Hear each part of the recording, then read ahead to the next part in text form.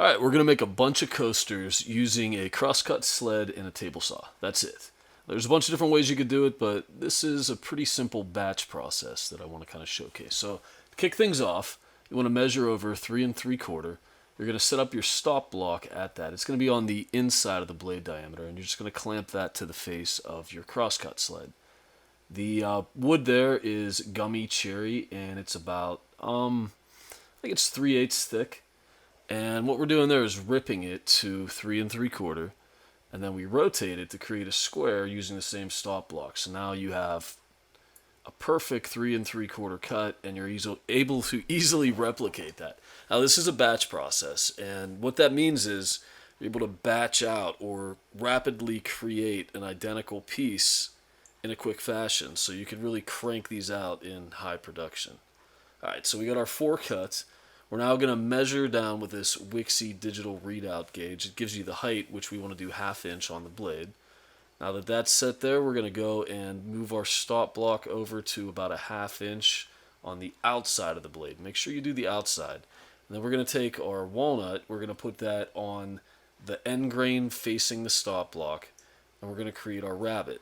Now, there's a couple different ways that you can create rabbets. You can use a data stack, which would be the equivalent to that single blade that we have, except it would be a bunch stacked together, and it would cut, up to that 1/2 inch in one pass. You could get a router with a rabbet bit, and basically it just kind of plunges down to whatever depth you have, and it would cut that exact same L shape that we're trying to create. Or you could do it this really long and tedious way with multiple passes with a crosscut sled, if that's all you got. Again, though, whatever is the easiest way, this is just teaching you a process to get the job done.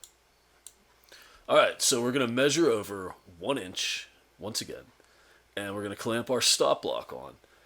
And what we're going to do is take our rabbet that we just cut and rip that at 1 inch, which would give us a 1/2 inch and a 1/2 inch on the inside, which is going to be the outer legs of our coaster holder. Should probably come up with a better name. Coaster holder. Yeah, I can't brain like that real fast. Maybe next time. All right, so we're going to measure over 1 3/4 inches. Another, move the stop block, clamp it. And if you're doing high production, this really comes in handy. If you're making like 1,000 of these, you can just pound these out. But what we're going to do is now cut at 1 3/4, and that becomes your little post for the coaster holder. Gotta get a better name than that. Somebody message me and we'll change the name of it. Make it something cool like, coaster cradle. Who knows? Alright, so chop these ones up, keep it going. I kind of left this going so you could see the batch process. That's why this is dragging on, and I'm just talking. But another cool thing about a batch process is you can replicate stuff fast. All right, set your stop block at 4 3/4 and cut this guy into a square. Same process as the coasters. You just cut one side, flip it, come on, there you go. All right, hold it in, keep your fingers out of the way of the blade, chop that guy in half, and now you've got your perfect 4 3/4 coaster. Now, there's a resin one that I had that was an extra. That's a clock going off right now. But get some DAP Rapid Fuse, and this stuff works great. This is the multi-purpose kind that I really like. Sam of DIY Huntress turned me onto this years ago, and I use it for everything. Right, so it's kind of pressure sensitive. Once you get seated, push down real hard, and it just stays there. Get your sander out, which is the Ryobi cordless that I use all the time, and sand that thing up to 220. Now, I skipped that step because we all know how to sand. Get your palm router out, another Ryobi cordless 18-volt 1 plus with a white side.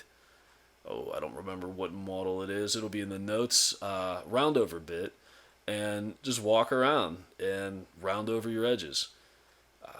Now, that white side bit is carbide, so it's really cool. It leaves a really easy to sand finish. Sometimes you don't even have to sand, depending on,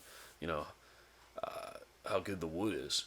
But, I mean, that really, you could leave it the way it is. You don't have to do a round over. I just do that because I think it looks better, but there they are. Got a couple coats of oil on there. It'll get a few more before these guys go to their new homes, but that is it. Super easy. Hopefully the batch process is something that you guys want to tackle. Maybe, start pumping these out for the holidays. Who knows? I mean, it is the middle of July, but you could make these for Christmas, I feel like. Maybe not. All right. Thank you much. Have a good one.